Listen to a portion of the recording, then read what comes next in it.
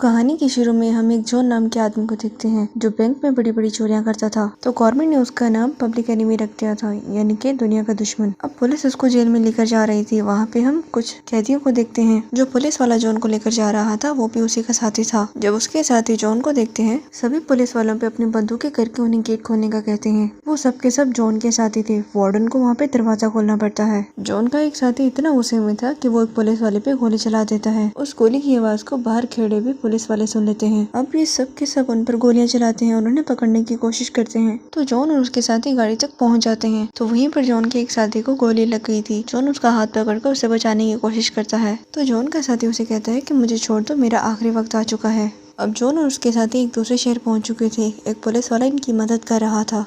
वो एक जगह पर पहुंचकर बहुत से लोगों को मिलते हैं। वो भी चोरियां किया करते थे। तो वो सब जॉन की मदद करने को तैयार थे, मगर जॉन किसी की मदद नहीं लेना चाहता था। जॉन एक लेडी को पैसे देता है और उसे बहुत सारी गन्स और गाड़ियां खरीदता है। फिर ये इस शहर के सबसे बड़े बैंक में जाकर चोरी करते हैं। जॉन के साथी सबको गन पॉइंट पे ले लेते हैं। जॉन मैनेजर को लॉकर तक ले जाकर जल्दी से पैसे निकालने को कहता है, पर मैनेजर इन सब के लिए तैयार नहीं था। जॉन कहता है, अगर तुमने ऐसा ना किया तो मैं तुम्हें मार तो दूंगा और पैसे भी यहाँ से ले जाऊंगा, मगर तुम ये कभी नहीं सुन पाओगे तुम कितने बहादुर थे। बैंक के बाहर जॉन का एक साथी भी था जिसने इर्द गिर्द नजर रखी हुई थी। तभी उसी वक्त पुलिस आ जाती है और वो पाँव से इशारा करता है। तो जॉन और उसके साथियों को अंदर पता लग जाता है, इसीलिए ये सब के सब निकलने वाले थे, मगर यहाँ पर जॉन अकेला बाहर नहीं निकलता। जॉन मैनेजर और एक लड़की को अपने साथ लेकर जाता है ताकि पुलिस वाले इन्हें पकड़ ना पाए। जब पुलिस वाला जॉन के साथी के पास आता है तो वो उससे बंदूक लेकर उस पर हमला करता है। जॉन अब मैनेजर और उस लड़की को लेकर गाड़ी में बैठता है। उसके साथी भी उसके साथ थे, पर पुलिस अभी भी इनका पीछा कर रही थी।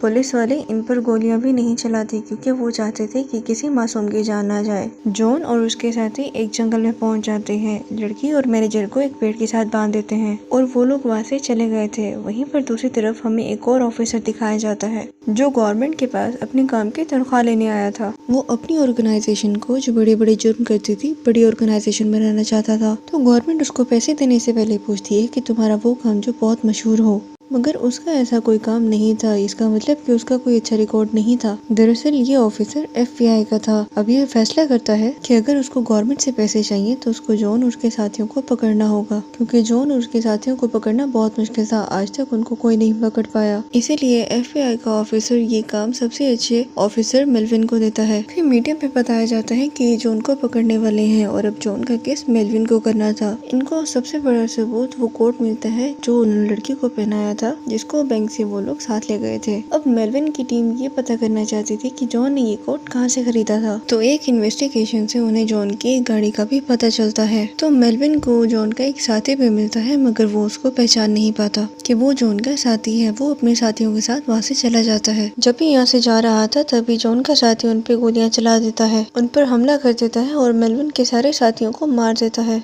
उसको इस बात से बहुत दुख होता है कि वो जॉन के साथी को नहीं पकड़ पाया। तो वहीं पर हम एक होटल में जॉन को देखते हैं जिसके साथ उसकी एक लड़की से मुलाकात होती है। जॉन को वो लड़की पहले ही नजर में पसंद आ गई थी। वो जॉन अपनी सारी सच्चाई उसको बता देता है कि वो एक बहुत बड़ा चोर है। तभी लड़की इसकी सारी बातें सुन के काफी हैरान हो जाती है। वो जॉन की सब बातें मान जाती है। अब वो लड़की जॉन के साथ थी। हालांकि जॉन बहुत सारे बैंक लूट चुका था, मगर उसकी भूख अभी नहीं खत्म हुई थी। वो अपने साथियों के साथ एक और बैंक लूटने जाता है और सबको अपनी गन से धमकाता है और ये बैंक को लूट कर चले जाते हैं। जब ये बात ऑफिसर को पता चलती है जिसने जॉन का केस मेलविन को दिया था, वो मेलविन को फोन करता है और बताता है कि उसने आज एक फिर बैंक में लूटने की कोशिश की। वो बड़ी ही आसानी से बैंक में चोरियां कर लेता है और हम कुछ भी नहीं कर पाते। मेलविन कहते हैं कि जैसे तुम्हारी टीम है, मैं उनके साथ कभी भी जॉन को नहीं पकड़ पाऊंगा। अगर तुम चाहते हो कि मैं जॉन को जल्दी पकड़ लूं तो तुम्हें जॉन के लिए अच्छे ऑफिसर्स देने होंगे, वो जो मैं चाहता हूँ। तो वो ऑफिसर कहता है कि ऐसा नहीं हो सकता, मैं तुम्हें अच्छे ऑफिसर्स नहीं दे सकता।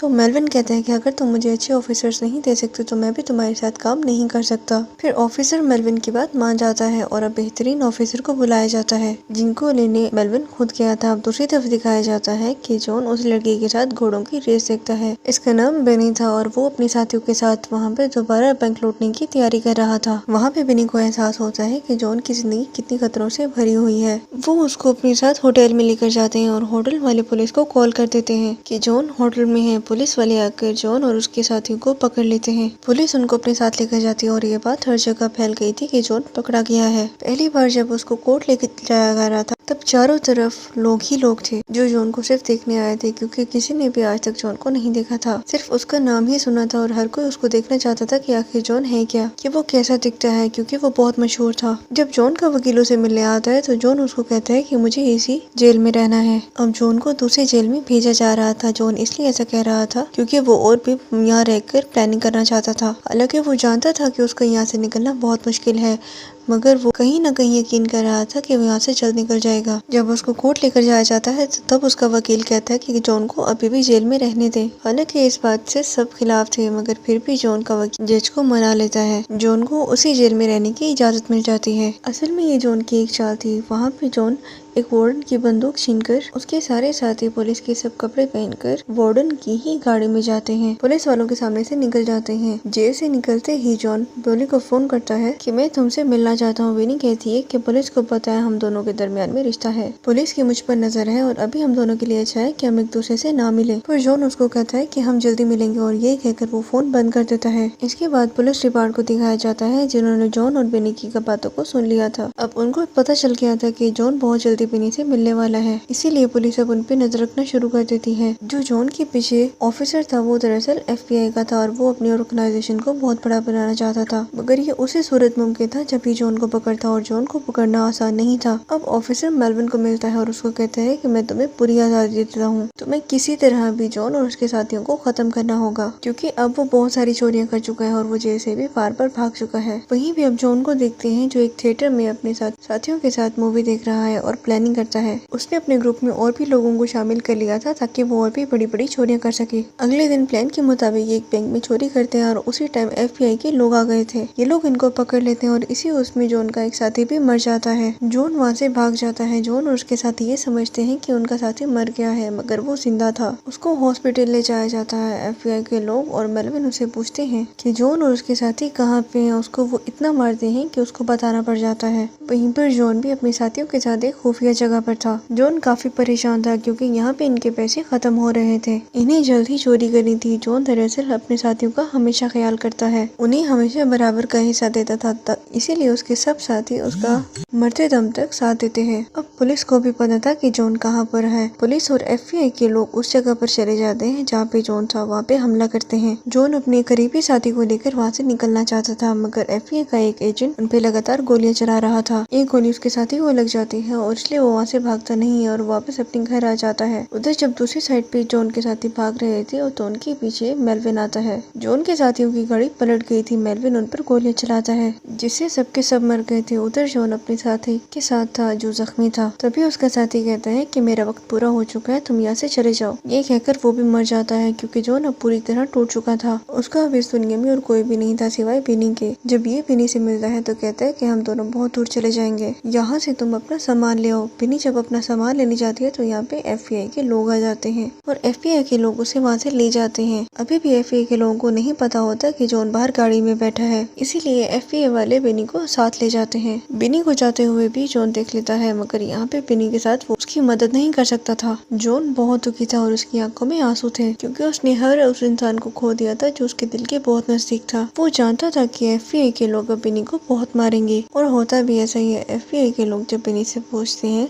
और उसको बहुत मारते हैं। जब ये बात मेलविन को पता लगती है तो वो बहुत गुस्सा होता है, तो अपनी टीम से कहता है कि तुम लोग एक औरत पे इस तरह से हाथ नहीं उठा सकते। तो वहीं पर हमें जॉन मिलता है जो अपने वकील के साथ बात कर रहा था। तो उसका वकील उसे एक खत देता है जो बेनी ने लिखा था, जिसमें लिखा था कि अब तुम मुझसे मिलने की कोशिश मत करना, आगे ही तुम्हारी जिंदगी में बहुत मुसीबतें हैं, तुम यहाँ से बहुत दूर चले जाओ। जॉन भी बेनी की बात मान लेता है। जब जॉन एक थिएटर में मूवी देखने जाता है तो वहाँ पे FBI के लोग पहले से उसका इंतजार कर रहे थे। FBI का एक आदमी ही जॉन को गोली मार देता है। जॉन अब मर चुका था। वो मरते हुए उसके कान में एक बात करता है जो वो किसी से भी नहीं कहता। अगले दिन वो एजेंट बिली से मिलने जाता है और बिली भी पहले से जानती थी कि जॉन मर चुका है। वो जानती थी कि जो इंसान इसके पास आया है उसे नहीं उसको मारा है, इसीलिए वो इसको कुछ भी नहीं कहती। वो एजेंट उसे कहता है उसने मरते हुए मेरे कान में कुछ ऐसा कहा था, बाय बाय ब्लैकबर्ड। ये सुनकर बिली की आंखों में आंसू आ गए थे। दरअसल वो बिली को बहुत प्यार से ये अल्फाज बुलाता था। दरअसल जॉन के साथ जो हुआ था उसके साथ होना भी यही चाहिए था। जो रास्ते उसने अपनी जिंदगी में चुने उन्हीं का अंजाम यही होता है। अगर वो अच्छे रास्ते चुनता तो हो सकता था कि उसकी जिंदगी अच्छी हो जाए। अगर उसने ऐसा नहीं किया, हमेशा गलत कामों का गलत अंजाम होता है। तो अपनी जिंदगी में बेहतर की तलाश करें जो आपके साथ साथ दूसरों को भी अच्छा लगे। और इसके साथ यही कहानी यहाँ पर खत्म हो जाती है।